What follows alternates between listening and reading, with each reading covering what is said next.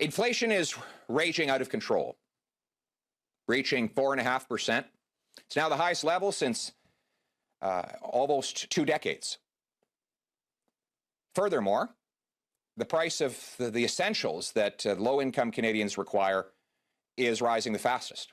For example, housing is up 1/3, as are gas prices.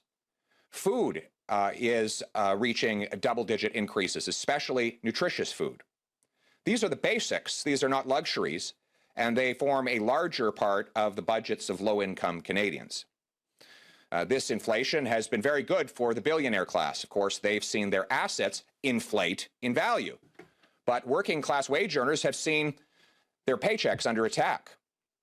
Just today, I published data from the Statistics Canada showing that inflation has risen 2.5 times faster than wages. That's a pay cut. It means your paycheck buys less as a result of things costing more. But it's no surprise. Canada is spending more and making less. More dollars chasing fewer goods and services means higher prices. Trudeau flooded our economy with $400 billion when he ran his monstrous deficit over the previous year. Now, of course, we had to spend in COVID, but we didn't have to have the biggest deficit in the G20. All the other G20 countries had COVID too. Nor did we have to pay people not to work when there was 500,000 vacant jobs and the economy was fully reopened, or pay subsidies to companies that had enough money to pay out dividends to their shareholders and CEOs, or send CERB checks to prisoners, or send checks out even in cases where public servants openly suspected fraud. Nor do we have to go on spending uncontrollably with another $100 billion slush fund, unrelated to COVID and above and beyond previous core spending. Instead, we could simply get our spending back to normal pre-COVID levels and live within our means. But Trudeau has decided to do otherwise. He is spending money we don't have on what we do not need and printing it to pay for it. The result is higher prices for all Canadians. The cost of government is driving up the cost of living.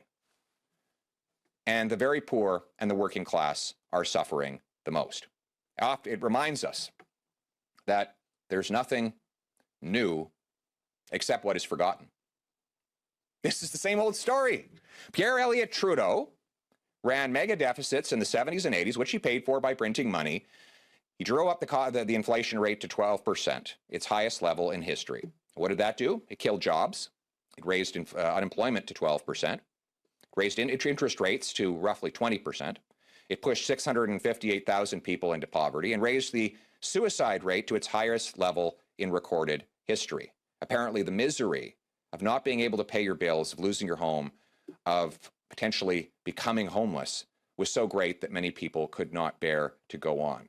That is the serious human cost of out-of-control inflation. That's why the Mulroney government in 1991 signed a deal with the Bank of Canada to set a new low inflation target, a target that has been in place for 3 decades since.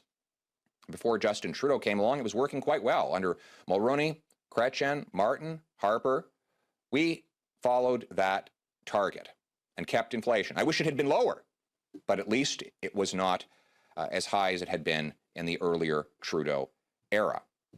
That deal comes up for renewal every 5 years. The last time it was renewed was in 2016, in October.